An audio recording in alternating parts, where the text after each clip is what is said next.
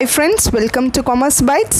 In last video we have discussed one type of probability sampling and it was simple random sampling. ഇനി ഈ വീഡിയോയിൽ നമ്മൾ balance ഉള്ള probability സാമ്പിളിങ്ങും അതോടൊപ്പം തന്നെ നോൺ പ്രോബബിലിറ്റി സാമ്പിളിങ്ങും ആണ് കവർ ചെയ്യാൻ പോകുന്നത്. And this will be the last video of research aptitude session. Okay, കാണാത്തവരുണ്ടെങ്കിൽ റിസർച്ച് ആപ്റ്റിറ്റ്യൂഡ് സീരീസ് എന്ന് പറഞ്ഞാൽ ഞാനൊരു സീരീസ് ക്രിയേറ്റ് ചെയ്തിട്ടുണ്ടായി. This is the 6th video for that. ഇതിന് മുന്നേ ഞാൻ 5 വീഡിയോസ് ക്രിയേറ്റ് ചെയ്തിട്ടുണ്ട്. കാണാത്തവരുണ്ടെങ്കിൽ ഒന്ന് ജസ്റ്റ് കണ്ടു നോക്കിക്കോളൂ. Which will be helpful because important points മാത്രം ഞാൻ ഇൻക്ലൂഡ് ചെയ്ത ഒരു വീഡിയോ ആണത്. Okay, so now let's begin with the next one, that is stratified random sampling. Research students അതുപോലെ തന്നെ MCOM സ്റ്റുഡൻസ് ആൻഡ് NTA നെറ്റിൻ്റെ സ്റ്റുഡൻസിനും ഈ ഒരു സാമ്പിളിംഗ് സെഷൻ വളരെ ഈസി ആയിരിക്കും ബിക്കോസ് അവർ ഓൾറെഡി പ്രിപ്പയർ ചെയ്തതാണ്, റൈറ്റ്? സോ മൂവിങ് ടു ആ session, that is stratified random sampling. Strata എന്ന് പറയുന്നത് ഒരു പോപ്പുലേഷനെ നമ്മൾ ഡിവൈഡ് ചെയ്ത് ഓരോ സെഗ്മെൻറ്റിലേക്ക് നമ്മൾ ഡിവൈഡ് ചെയ്ത് പോകുന്ന ആ ഓരോ സെക്ഷനെയാണ് സ്ട്രാറ്റാസ് എന്ന് പറയുന്നത്. ആ ഓരോ ഡിവിഷൻ എന്ന് പറയുന്നത് may be it will be on the basis of age, gender, income group, occupation, educational level, ഇങ്ങനെ പല രീതിയിൽ നമുക്ക് സെഗ്രിഗേറ്റ് ചെയ്യാം. അതായത് ഓരോ ഗ്രൂപ്പാക്കാം. ആ ഓരോ ഗ്രൂപ്പിനെയാണ് സ്ട്രാറ്റാസ്, ഈച്ച് സ്ട്രാറ്റാസ് എന്ന് പറയുന്നത്. അണ്ടർസ്റ്റുഡ്? അങ്ങനെ ഓരോ ഗ്രൂപ്പ് നമ്മളാക്കിയിട്ട് അതിൽ നിന്ന് ഓരോ റാൻഡം സാമ്പിൾ നമ്മൾ എടുക്കുന്നതിനെയാണ് സ്ട്രാറ്റിഫൈഡ് റാൻഡം സാമ്പിളിംഗ് എന്ന് പറയുന്നത്. നിങ്ങൾക്ക് മനസ്സിലായി എന്ന് ഞാൻ വിശ്വസിക്കുന്നു. ഓക്കെ, അപ്പോൾ സ്ട്രാറ്റിഫൈഡ് റാൻഡം സാമ്പിളിംഗ് എന്ന് പറയുമ്പോൾ ആദ്യം നമ്മൾ അതിനെ എല്ലാത്തിനെയും സെഗ്രിഗേറ്റ് ചെയ്ത് ഓരോ ഗ്രൂപ്പാക്കും. Group in the sense age ആവാം, ജെൻഡർ ആവാം, ഇൻകം ഗ്രൂപ്പ് ആവാം, ഒക്യുപ്പേഷൻ ആവാം, എഡ്യൂക്കേഷണൽ ലെവലാവും. ആ ഓരോ ഗ്രൂപ്പ് നമ്മൾ സെഗ്രിഗേറ്റ് ചെയ്തിട്ട് അതിൽ നിന്ന് ഓരോ റാൻഡം സാമ്പിളിനെ നമ്മൾ എടുക്കുന്നതിനെയാണ് സ്ട്രാറ്റിഫൈഡ് റാൻഡം സാമ്പിളിംഗ് എന്ന് പറയുന്നത്. Quite easy, right? പിന്നെ ഇവിടെ നിങ്ങൾക്ക് യൂസ് ചെയ്യാവുന്ന ഒരു കീവേഡ് എന്ന് പറയുന്നത് റാൻഡം ആൻഡ് ക്ലസ്റ്റർ. റാൻഡം ആണ്, അതുപോലെ തന്നെ ക്ലസ്റ്ററാണ്. ഓക്കെ, ഇനി നമ്മൾ പഠിക്കാൻ പോകുന്നത് ക്ലസ്റ്റർ സാമ്പിളിംഗ് ആണ്.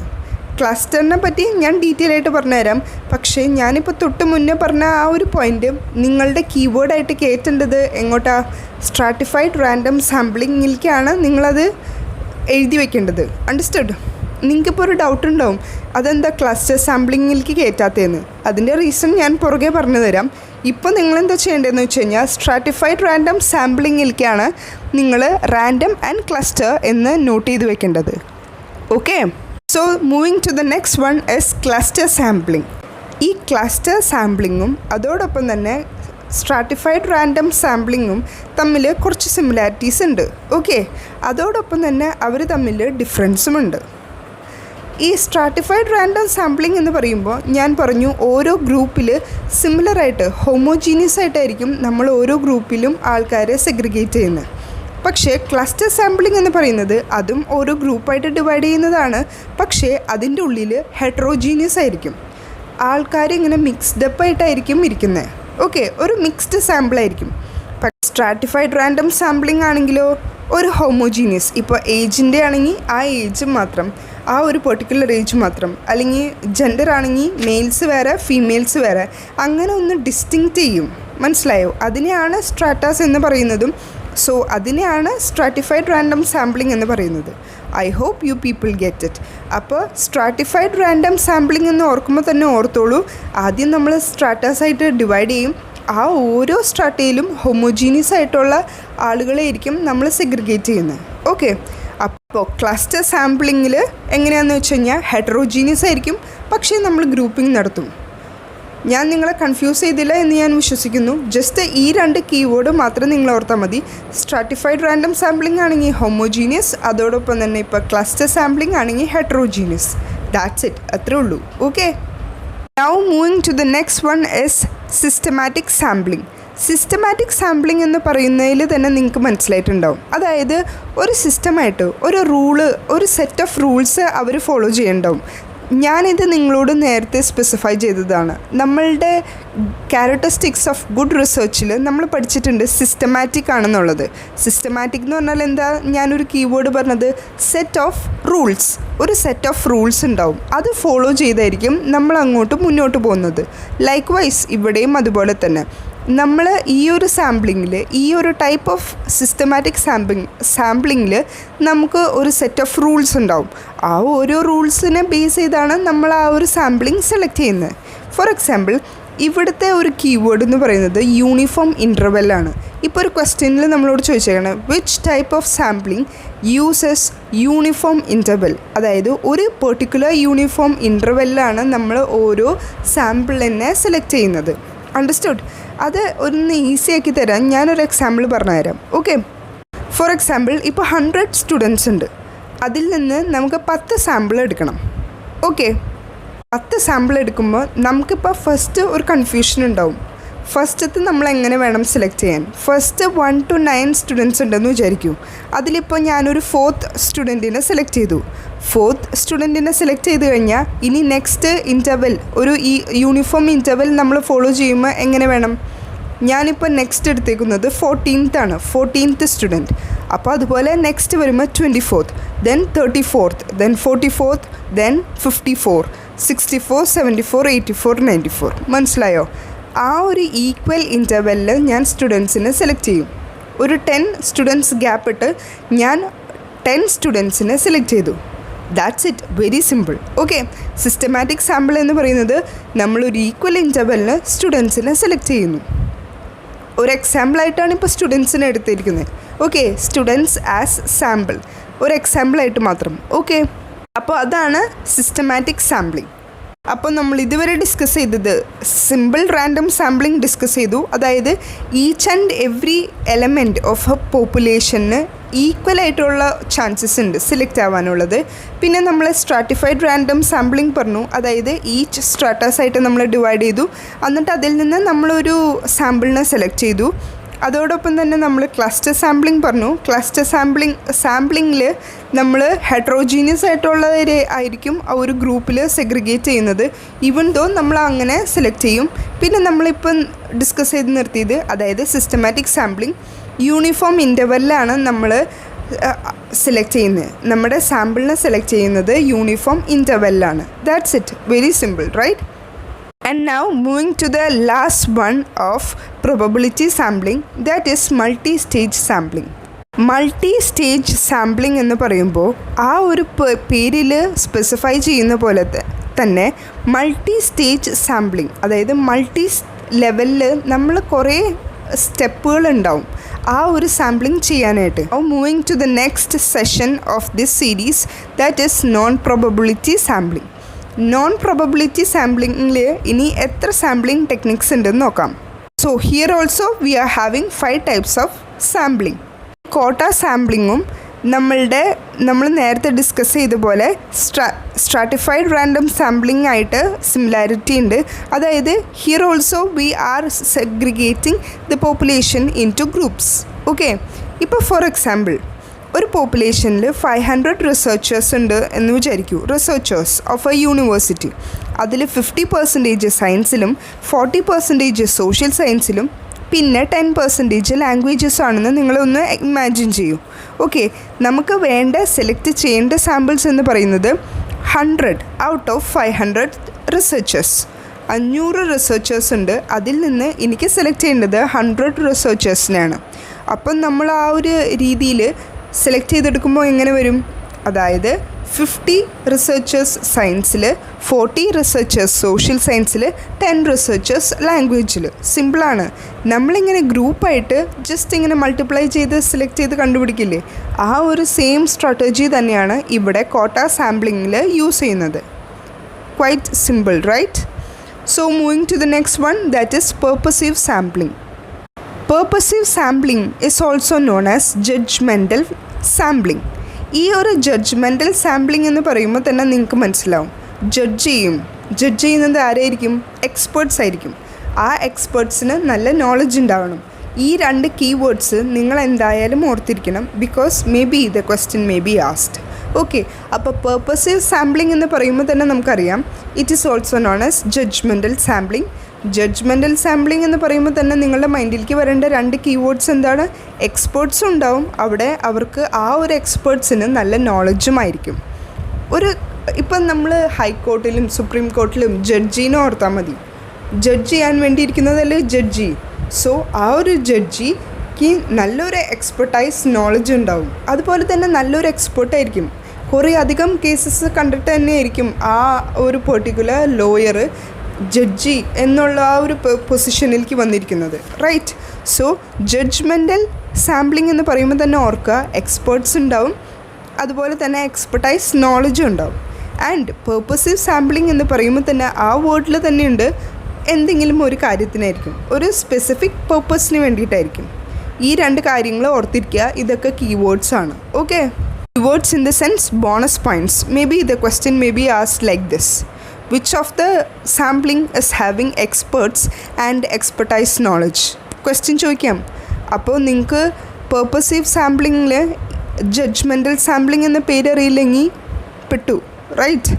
സോ എപ്പോഴും നമ്മൾ പഠിക്കുമ്പോൾ purposive sampling is also known as judgmental sampling. എപ്പോഴും നിങ്ങളൊരു കാര്യം ശ്രദ്ധിക്കാം. ഇപ്പോൾ ഏതെങ്കിലും ഒരു ടേം ആയിക്കോട്ടെ, ആ ടേമിന് മറ്റൊരു പേര് കൂടി ഉണ്ടെങ്കിൽ ഗിവ് ഫോക്കസ് ഓൺ ദാറ്റ്. കാരണം ആ ഒരു ക്വസ്റ്റ്യൻ ചോദിക്കാനുള്ള ചാൻസസ് വളരെയധികം കൂടുതലാണ്. ഓക്കെ, അത് നിങ്ങൾ പഠിക്കുമ്പോൾ ഒന്ന് ശ്രദ്ധിച്ച് വെച്ചേക്കാം.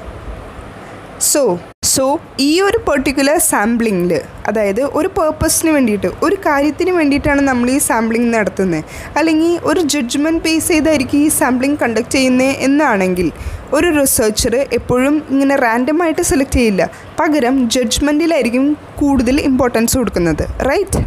ഏതൊരു പേഴ്സണാണ് നമ്മൾക്ക് ഇൻഫർമേഷൻ പ്രൊവൈഡ് ചെയ്യുന്നത്, ആ ഒരു പേഴ്സണെ ആയിരിക്കും നമ്മൾ സെലക്ട് ചെയ്യുന്നത്. അണ്ടർസ്റ്റുഡ്? ഞാനിപ്പോൾ ജസ്റ്റ് ഒരു എക്സാമ്പിൾ കോട്ട് ചെയ്തു എന്നുള്ളൂ. ആരാണ് നമ്മൾക്ക് യൂസ്ഫുൾ എന്ന് നമ്മൾ നോക്കിയിട്ടായിരിക്കും നമ്മൾ സെലക്ട് ചെയ്യുന്നത്.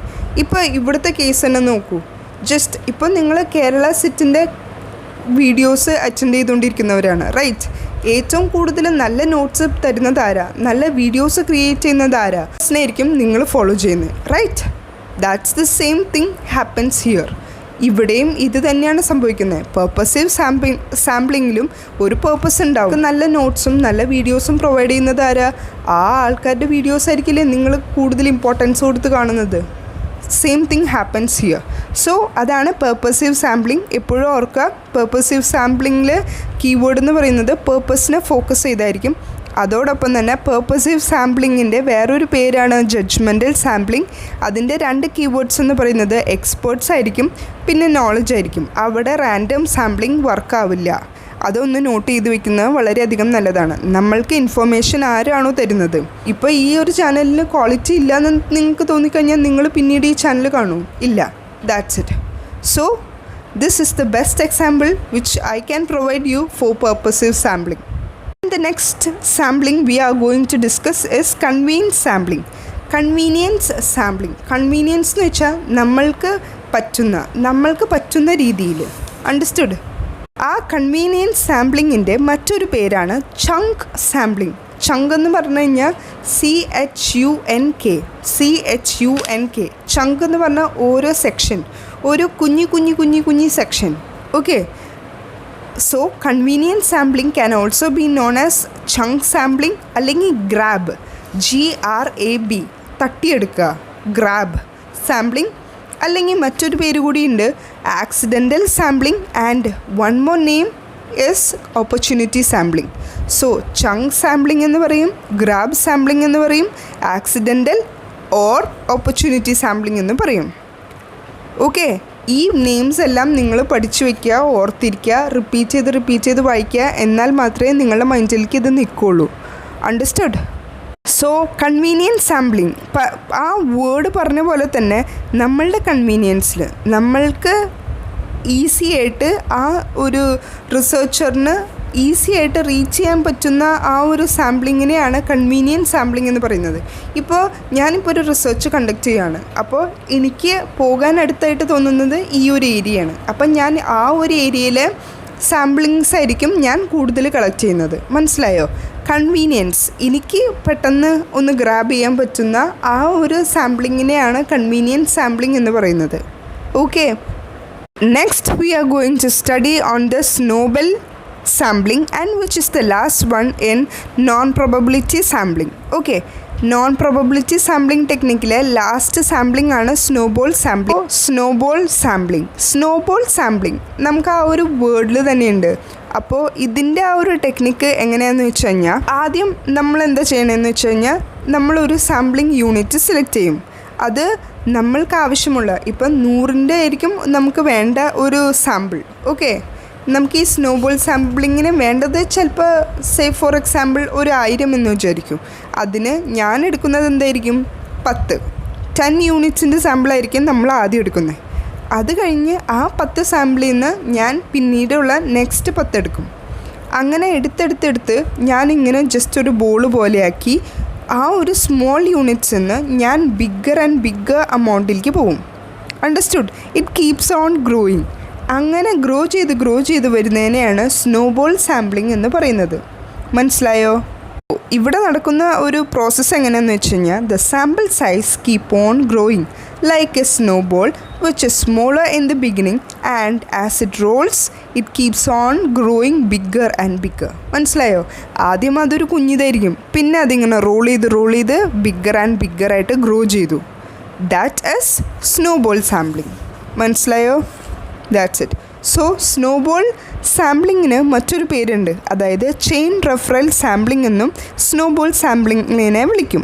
ഓക്കെ, ഇതിനൊരു എക്സാമ്പിൾ കോട്ട് ചെയ്യാന്ന് പറഞ്ഞു കഴിഞ്ഞാൽ, ഇപ്പോൾ for example, for conducting the research on working condition of a ഡോക്ടേഴ്സിൻ്റെ വർക്കിംഗ് കണ്ടീഷൻ നമ്മൾ ചെക്ക് ചെയ്യാനാണെങ്കിൽ, ആദ്യം നമ്മളൊരു കുറച്ച് ഫ്യൂ ഡോക്ടേഴ്സിനെ ചൂസ് ചെയ്ത് അവർക്കൊരു ഇൻ്റർവ്യൂ കണ്ടക്ട് ചെയ്യും. ഓക്കെ, അത് കഴിഞ്ഞ് with the help of that നമ്മൾ ബാക്കിയുള്ള ഡോക്ടേഴ്സിനെ നമ്മൾ കോണ്ടാക്ട് ചെയ്ത് അവർക്ക് നമ്മളൊരു ഇൻ്റർവ്യൂ കണ്ടക്ട് ചെയ്യും. മനസ്സിലായോ? ചെറുതിൽ നിന്ന് നമ്മൾ വലുതിലേക്ക്. So that's it. അതിനേക്കാളും ബെസ്റ്റായിട്ടൊരു എക്സാമ്പിൾ നിങ്ങൾക്ക് തരികയാണെങ്കിൽ, ഇപ്പോഴത്തെ കറണ്ട് സിറ്റുവേഷൻ, നമ്മളുടെ കൊറോണ, ആദ്യം ഒരാൾക്കേ ഉണ്ടായിരുന്നുള്ളൂ, പിന്നെ ആൾ പാസ് ചെയ്ത് ഇപ്പോൾ വൈഡ് സ്പ്രെഡ് കൊറോണയായി. റൈറ്റ്? ദ സെയിം സംഭവം. അണ്ടർസ്റ്റുഡ്? എനിക്ക് നിങ്ങൾ ഈ ഒരു ടോപ്പിക്ക് മനസ്സിലാക്കണമെന്നുള്ളൂ. അതുകൊണ്ടാണ് ഞാൻ ഈ ഒരു എക്സാമ്പിൾസ് കോട്ട് ചെയ്യുന്നത്. കൊറോണ സ്പ്രെഡ് എന്ന് പറയുന്നത് ഒരാളിൽ നിന്ന് മറ്റുള്ളവർക്ക് ഇങ്ങനെ സ്പ്രെഡായിക്കൊണ്ടിരിക്കുന്നതാണ്, അതും ഒരു വൈഡ് സ്പ്രെഡ്. അങ്ങനെ പയ്യെ ഇങ്ങനെ പാസ് ചെയ്ത് വരുന്നതിനെയാണ് സ്നോബോൾ സാമ്പിളിംഗ് എന്ന് പറയുന്നത്. ഏറ്റവും വലിയ ഒരു സ്മോൾ യൂണിറ്റ് എന്നായിരിക്കും, ദെൻ പാസ് ചെയ്ത് it grows bigger and bigger. Right? പിന്നെ ഒരു കാര്യം ശ്രദ്ധിക്കേണ്ടത്, സ്നോബോൾ സാമ്പിളിങ്ങിൻ്റെ മറ്റൊരു പേരെന്ന് പറയുന്നത് ചെയിൻ റെഫറൽ സാമ്പിളിംഗ്.